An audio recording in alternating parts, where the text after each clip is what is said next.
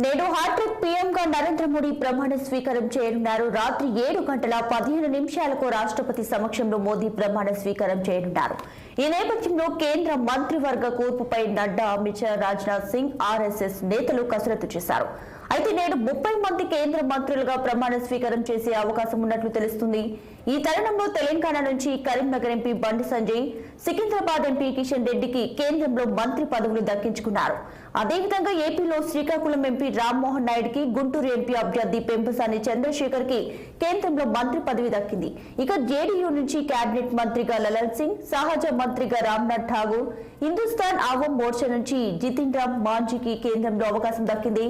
దేశవ్యాప్తంగా మూడోసారి ప్రధాని ప్రమాణం చేయనున్న నేపథ్యంలో సాయంత్రం 6 నుంచి 8 గంటల వరకు దేశవ్యాప్తంగా సంబరాలు చేయాలని బీజేపీ హైకమాండ్ ఆదేశాలు కూడా జారీ చేసింది.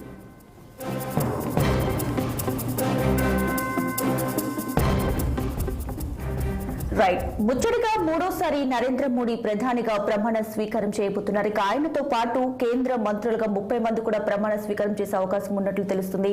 ఇక పూర్తి డీటెయిల్స్ మా ఢిల్లీ ప్రతినిధి అశోక్ రెడ్డిని అడిగి తెలుసుకుందాం. అశోక్, చెప్పండి, కేంద్ర మంత్రివర్గ కూర్పుకు సంబంధించి మీ దగ్గర ఉన్నటువంటి డీటెయిల్స్ ఏంటి? సో ప్రధానమంత్రిగా నరేంద్ర మోడీ మూడోసారి ప్రమాణ స్వీకారం చేయబోతున్నారు. ఈరోజు రాత్రి 7:15 రాష్ట్రపతి భవన్లో ప్రధానమంత్రితో పాటు 25 నుంచి 30 మంది కేంద్ర మంత్రులు, సహాయ మంత్రులుగా ప్రమాణ స్వీకారం చేయబోతున్నారు. సో ఇప్పటికే రాష్ట్రపతి భవన్లో అన్ని ఏర్పాట్లు చేశాయి. 9వ తారీఖు ఈరోజు, రేపు ఢిల్లీ అంతా కట్టుదిట్టమైన సెక్యూరిటీ ఏర్పాటు చేశారు. So no fly జోన్గా Rashtrapati Bhavan వైపు ఏర్పాటు చేశారు. సో ఓవరాల్గా ఇప్పటికే గత 2 రోజులుగా బీజేపీ నేతలు, కీలక నేతలు, అటు ఆర్ఎస్ఎస్ నేతలు సంబంధించిన నిన్న సుదీర్ఘ సమావేశం జరిగింది. క్యాబినెట్లో ఎవరెవరు తీసుకోవాలి, సో పూర్తి స్థాయి క్యాబినెట్ ఉండకపోవచ్చు. ఈరోజు కేవలం 25 నుంచి 35 మందితో కూడిన క్యాబినెట్ పూర్తి చేసే అవకాశం ఉంది. మిగతా ఏదైతే 80 నుంచి 81 పూర్తి స్థాయి క్యాబినెట్ ఉంటుంది, కానీ మిగతా వాళ్ళని 1 వీక్ 2 వీక్స్లో మిగతా వాటిని కూడా భర్తీ చేసే అవకాశం ఉంది. ప్రస్తుతానికి మాత్రం కేవలం 25 నుంచి 35 మధ్య ఉండే అవకాశాలు కనిపిస్తుంది. అందులో తెలంగాణ, ఆంధ్రప్రదేశ్ రాష్ట్రానికి విషయానికి వస్తే 4గురికి కేంద్ర క్యాబినెట్లో ప్రస్తుతానికి చోటు చేసుకున్న భర్తీ చేశారు. అందులో ప్రధానంగా ఆంధ్రప్రదేశ్ నుంచి టీడీపీ సంబంధించిన 2 కీలక నేతలు రామ్మోహన్ నాయుడు, అదేవిధంగా పెమ్మసాని చంద్రశేఖర్. సో పెమ్మసాని చంద్రశేఖర్ మొదటిసారి ఎంపీ, రామ్మోహన్ నాయుడు 2014 నుంచి వరుసగా 3 సార్లు గెలుస్తూ వస్తున్నారు. మరోపక్క తెలంగాణ నుంచి 2 బీజేపీకి సంబంధించిన సీనియర్ నేతలు, ఒకటి ప్రస్తుతం కేబినెట్లో ఉన్న సికింద్రాబాద్ ఎంపీ కిషన్ రెడ్డితో పాటు బండి సంజయ్, వరుసగా ఆయన 2019లో గెలిచారు, ఇప్పుడు గెలిచారు. ఆయనకు కేంద్ర క్యాబినెట్ లో స్థానం కల్పించి తెలుస్తుంది. సో ఓవరాల్గా మొత్తం దేశవ్యాప్తంగా కసరత్తు చేసిన తర్వాతనే, పూర్తి స్థాయిలో చర్చలు జరిపిన తర్వాతనే ఆయా పార్టీలు, ఎన్డీఏ కూటమిలో ఎవరెవరు ఉన్నారు, ఏ పార్టీలకు ఏ శాఖలు కేటాయించాలి, ఎవరిని క్యాబినెట్లోకి తీసుకోవాలని దానిపైన సుదీర్ఘ కసరత్తు జరిగిన తర్వాతనే నిర్ణయం తీసుకోవడం తెలుస్తుంది. అందులో ప్రధానంగా ఎన్డీఏ కూటమిలో ఉన్న చిన్న పార్టీలు, 4 ఎంపీలు, 5 మంది ఎంపీలు గెలిచిన చిన్న పార్టీలు ఉన్నాయి. అందులో అలా గెలిచిన పార్టీలకు ఒక క్యాబినెట్ లేకపోతే ఒక సహాయ మంత్రి ఇవ్వాలని బీజేపీ హైకమాండ్ నిర్ణయం తీసుకుంది. అందులో భాగంగానే జేడీయూ కానీ, జనతాదళ్ యునైటెడ్ కానీ, అదేవిధంగా శివసేన సంబంధించినవి పార్టీలు కానీ, సో చాలా వరకు చిన్న పార్టీలు ఉన్నాయి. వాటికి సంబంధించిన అన్ని పార్టీలు కూడా ఇప్పటికే కేంద్ర క్యాబినెట్లో భర్తీ ఖరారైంది. ముఖ్యంగా అనురాగ్ ఠాగూర్, శివరాజ్ సింగ్ చౌహాన్, కుమారస్వామి, ప్రతాప్ రాణే, రామ్దాస్ అథవాలే, లలన్ సింగ్, రామ్నాథ్ ఠాగూర్, అనుప్రియ పటేల్తో పాటు బీజేపీ సీనియర్ నాయకులు అయితే నితిన్ గడ్కరీ కానీ, నితిన్ గడ్కరీతో పాటు గతంలో క్యాబినెట్లో ఉన్న పీయూష్ గోయల్ కానీ, ఇలాంటి సీనియర్ నాయకులని అలానే కంటిన్యూ కొనసాగిస్తున్నారు. సో వాళ్ళంతా మరి కొద్దిసేపటి క్రితమే ప్రధానమంత్రి కార్యాలయంలో బీజేపీ ఏదైతే ప్రధానమంత్రి తెనేటి విందిస్తున్నారో అందులో వీళ్ళంతా పాల్గొన్నారు. సో మన తెలుగు రాష్ట్రాలకు సంబంధించిన 4 ఎంపీలు కూడా అక్కడికి చేరుకున్నారు. సో ఇంకా విషయానికి వస్తే, ముఖ్యంగా ప్రధానంగా మన తెలంగాణ విషయానికి వస్తే 2 సీనియర్ బీజేపీ నాయకులకు ఇచ్చారు. బీజేపీ నాయకులు ముఖ్యంగా కిషన్ రెడ్డి ఉన్నారు. కిషన్ రెడ్డి చాలా సీనియర్ నాయకులు. ఆయన యువ నాయకుడుగా బీజేపీలో చేరారు. అంచెలంచెలుగా ఎదుగుతూ ఈ స్థాయికి చేరుకున్నారు. సో ప్రస్తుతం 2019లో కేంద్ర క్యాబినెట్ సహాయ మంత్రిగా చేరి తర్వాత క్యాబినెట్ మంత్రిలో ప్రమోషన్ వచ్చింది. ప్రస్తుతం ఆయన ఏదైతే కేంద్ర అయితే సాంస్కృతిక శాఖతో పాటు ఈశాన్య రాష్ట్రాలకు సంబంధించిన అభివృద్ధి మంత్రిత్వ శాఖలో ఉన్నారు. సో ఆయన మళ్ళీ కంటిన్యూ కొనసాగిస్తున్నారు. సో ఆయన చాలా సీనియరు, గతంలో బీజేపీలో అధ్యక్షుడిగా పనిచేశారు. 2023లో బాధ్యతలు కూడా మరోసారి తీసుకున్నారు. బండి సంజయ్ని పక్క జరిపి ఆయనకు బాధ్యతలు అప్పగించారు ఎలక్షన్స్ ముందు. గతంలో యువ నాయకుడిగా ఉంటూ యువ బీజేపీ యువ మోర్చాలో కూడా పనిచేశారు.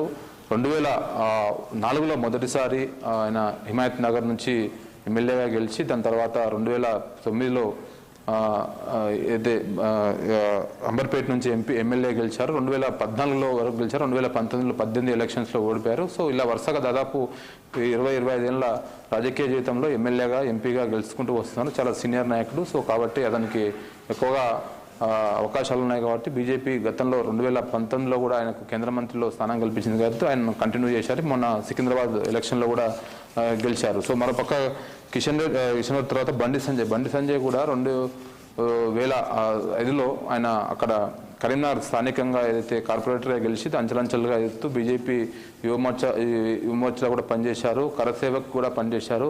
1996 ఏదైతే ఎల్కే అద్వానీ రథయాత్ర చేపట్టారో రథయాత్రలో కూడా కీలకంగా పాల్గొన్నారు. దాని తర్వాత 2018 ఎన్నికల్లో ఎమ్మెల్యేగా పోటీ చేశారు. కానీ ఎమ్మెల్యే ఎన్నికల్లో ఓడిపోవడం, తర్వాత 2019లో ఆయనకు బీజేపీ ఎంపీ టికెట్ ఇవ్వడం, ఎంపీ టికెట్లో ఆయన గెలవడం, దాని తర్వాత రాష్ట్ర అధ్యక్షుడయ్యారు. దాదాపు 2 సంవత్సరాల పాటు ఆయన రాష్ట్ర అధ్యక్షుడిగా కొనసాగిన తర్వాత 2023లో ఆయనను తప్పిస్తూ తర్వాత కిషన్ రెడ్డికి బాధ్యతలు అప్పగించింది. సో ఓవరాల్గా అత్యంత సీనియర్ నాయకుడు. సో ప్రస్తుతం నేషనల్ జనరల్ సెక్రటరీగా ఉన్నారు బండి సంజయ్. కాబట్టి ఆయన మొన్న ఎన్నికల్లో కూడా భారీ విజయంతో గెలిచారు కాబట్టి ఈసారి ఆయనకు క్యాబినెట్లో భర్త ఖరారైంది. సో ఇంకా మిగతా చాలామంది ఆశావాళ్ళు ఉన్నారు తెలంగాణ నుంచి కూడా. మొత్తం 8 మంది ఈసారి గెలిస్తే అందులో 4కి స్థానం దక్కుతుంది అనుకున్నారు. అందులో ప్రధానంగా పోటీలో ఉన్నది బండి సంజయ్, ఈటెల రాజేందర్, డికే అరుణ, అదేవిధంగా ధర్మపురి అరవింద్తో పాటు కిషన్ రెడ్డి. మొత్తం 5 మంది రేస్లో ఉంటే ప్రస్తుతానికి మాత్రం 2కి మాత్రమే భర్తలు ఖరారు చేసింది. మిగతా 1 లేదా 2కి ఇంకా అవకాశాల్లో ఉన్నట్టు తెలుస్తోంది. వాటికి సంబంధించిన పూర్తి ప్రక్రియ ఈ వారం రోజుల్లో ఉండే అవకాశం ఉంది. ఈరోజు మాత్రం కేవలం 2 మాత్రమే ఖరారు చేసింది. సో ఓవరాల్గా ఇప్పుడు దేశవ్యాప్తంగా అటు ఎన్డీఏ కూటమిలో ఉన్న కొన్ని పార్టీలు కానీ అటు బీజేపీలో ఉన్న కొంతమందిని మాత్రమే ఇప్పుడు క్యాబినెట్లోకి తీసుకుంది. పూర్తి స్థాయి క్యాబినెట్ ఇంకో వారం 10 రోజులు పట్టే అవకాశం ఉంది. ఈరోజు మాత్రం కేవలం కొంతమందితో కలిపి ప్రధానమంత్రి నరేంద్ర మోడీ 3వసారి ప్రధానమంత్రిగా ప్రమాణ స్వీకారం చేయబోతున్నారు. Right Ashok, thank you.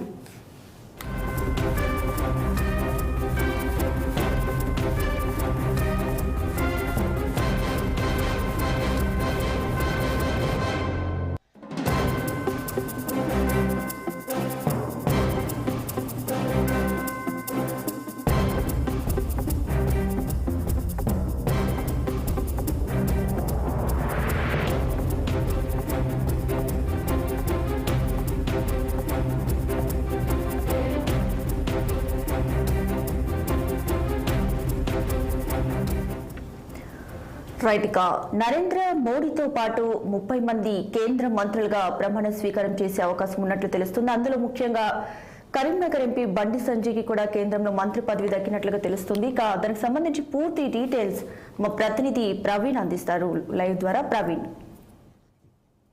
అయితే విద్యార్థి దశ నుండే రాజకీయాల్లోకి రావడం జరిగిందని చెప్పుకోవచ్చు. బండి సంజయ్ 1971లో జన్మించాడు కరీంనగర్ లో. అయితే శిశు మందిర్ స్కూల్లో విద్యాభ్యాసం పొందినటువంటి బండి సంజయ్ ఏవీపీ కార్యకర్తగా పనిచేయడం జరిగింది. అదేవిధంగా 2005లో జిల్లాలో కార్పొరేటర్ గా కూడా పనిచేశాడు. అదేవిధంగా 2014లో ఎమ్మెల్యేగా పోటీ చేశాడు. ఎమ్మెల్యే పోటీ చేసి ఓడిపోవడం జరిగింది. 2019లో భారీ మెజార్టీతో ఎంపీగా గెలవడం జరిగింది. అదేవిధంగా 2019లో ఏదైతే విజయం సాధించాడో దాని తర్వాత 2020లో రాష్ట్ర అధ్యక్షుడిగా అతనికి రాష్ట్ర అధ్యక్షుడిగా ఇచ్చారు బండి సంజయ్కి. అయితే ఈ రాష్ట్ర అధ్యక్షుడు మాత్రము 2020 నుంచి 2023 వరకు అతను కొనసాగించాడు. 2023లో అనుకోని పరిస్థితులలో అతనికి కేంద్రంలో బండి సంజయ్కి ప్రధాన కార్యదర్శిగా పోస్ట్ ఇవ్వడం జరిగింది. కేంద్రంలో ఇచ్చిన తర్వాత కూడా కరీంనగర్ లో ఊపందుకున్నదని చెప్పుకోవచ్చు. అయితే బండి సంజయ్ ఎప్పుడైతే రాజకీయాల్లోకి వచ్చిండో అయితే కరీంనగర్ లో పార్లమెంట్ పరిధిలో కానీ ఇటు రాష్ట్రంలో కానీ బీజేపీ కొంత ఊపందుకుందని చెప్పుకోవచ్చు.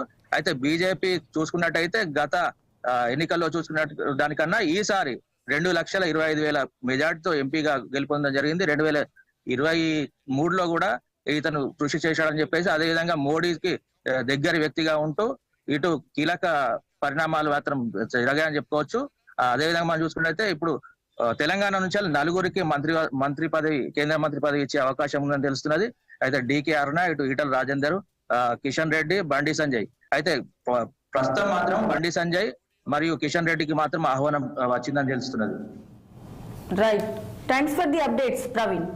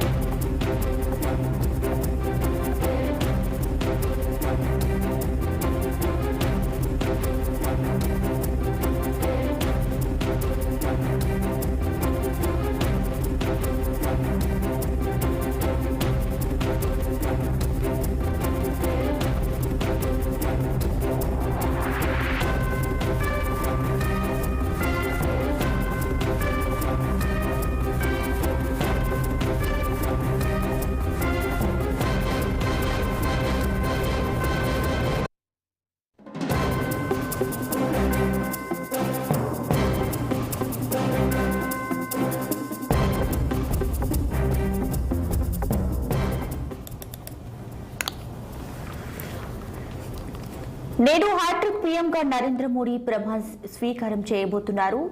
రాత్రి 7:15 రాష్ట్రపతి సమక్షంలో మోదీ ప్రమాణ స్వీకారం చేస్తారు. ఈ నేపథ్యంలో కేంద్ర మంత్రివర్గ కూర్పుపై నడ్డా, అమిత్ షా, రాజ్నాథ్ సింగ్, ఆర్ఎస్ఎస్ నేతలు కసరత్తు చేశారు. అయితే నేడు 30 మంది కేంద్ర మంత్రులుగా ప్రమాణ స్వీకారం చేసే అవకాశం ఉన్నట్లు తెలుస్తుంది. ఈ తరుణంలో తెలంగాణ నుంచి కరీంనగర్ ఎంపీ బండి సంజయ్, సికింద్రాబాద్ నుంచి ఎంపీ కిషన్ రెడ్డికి కేంద్రంలో మంత్రి పదవులు దక్కించుకున్నారు. అదేవిధంగా ఏపీలో శ్రీకాకుళం ఎంపీ రామ్మోహన్ నాయుడుకి, గుంటూరు ఎంపీ అభ్యర్థి పెంబసాని చంద్రశేఖర్కి కేంద్రంలో మంత్రి పదవి దక్కింది. ఇక జేడీయూ నుంచి కేబినెట్ మంత్రిగా లలన్ సింగ్, సహజ మంత్రిగా రామ్నాథ్ ఠాకూర్, హిందుస్థాన్ ఆవామ్ మోర్చా నుంచి జితిన్ రామ్ మాంఝీకి కేంద్రంలో అవకాశం దక్కింది. దేశవ్యాప్తంగా మూడోసారి ప్రధాని ప్రమాణం చేయనున్న నేపథ్యంలో కరెక్ట్గా సాయంత్రం 6 నుంచి 8 గంటల వరకు దేశవ్యాప్తంగా సంబరాలు చేయాలంటూ బీజేపీ హైకమాండ్ ఇప్పటికే ఆదేశాలు జారీ చేసింది.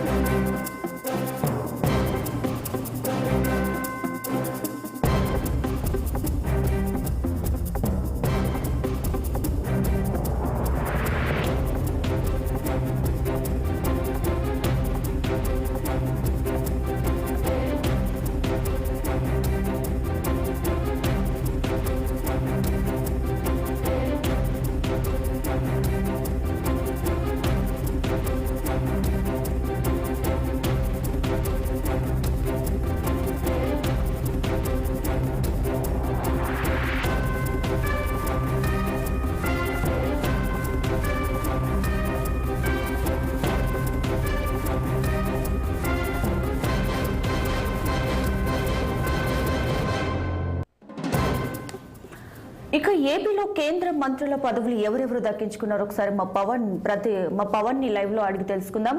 పవన్, చెప్పండి, ఏపీలో కేంద్ర మంత్రుల పదవులకు సంబంధించి డీటెయిల్స్ ఏంటి?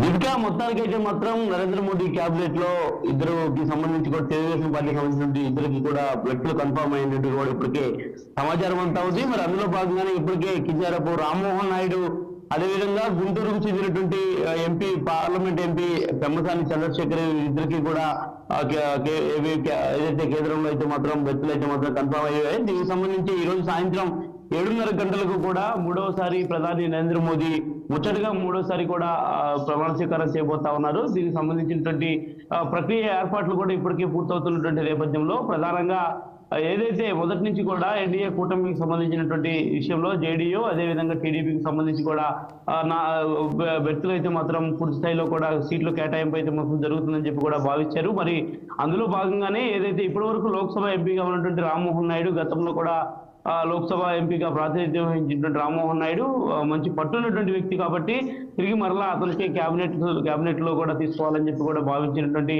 అధిష్టానం అతన్ని తీసుకున్నటువంటి ప్రక్రియ కూడా ప్రారంభించింది. మరి అదేవిధంగా ఏదైతే నూతనంగా రాజకీయాల్లోకి వచ్చినటువంటి గుంటూరు పార్లమెంట్ ఎంపీ పెమ్మసాని చంద్రశేఖర్ ని కూడా తిరిగి మరలా క్యాబినెట్ లో తీసుకోవాలన్న ఒక ప్రతిపాదనతో అయితే మాత్రం అతని కూడా ఒక సహాయ మంత్రిగా ఇప్పటికే క్యాబినెట్ లోకి తీసుకునేందుకు కూడా మక్కువ చూపారని కూడా తెలుస్తా ఉంది. మరి ఈ నేపథ్యంలోనే ఈ యొక్క నిర్ణయంపై కూడా ఈ రోజు మధ్యాహ్నం 4 గంటల వరకు కూడా ఒక క్లారిటీ వచ్చేటువంటి అవకాశం అయితే మాత్రం ఖచ్చితంగా కనిపిస్తా ఉంది.